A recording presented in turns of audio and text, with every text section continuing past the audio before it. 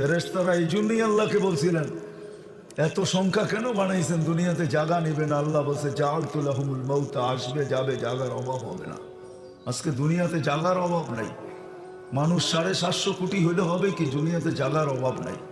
যান দুনিয়া ঘুরতে থাকেন, জায়গার অভাব নাই, জায়গার অভাব হবে না দুনিয়াতে।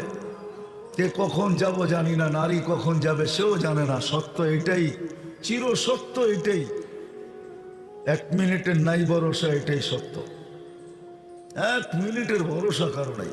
না যুবক বলতে পারবে, না বৃদ্ধ বলতে পারবে, না নারী, না পুরুষ, না ধনী, না গরিব, না শাসক, না শাসিত, না ক্ষমতাবান, না দুর্বল, কেউ বলতে পারবে না 1 মিনিটের ভরসা।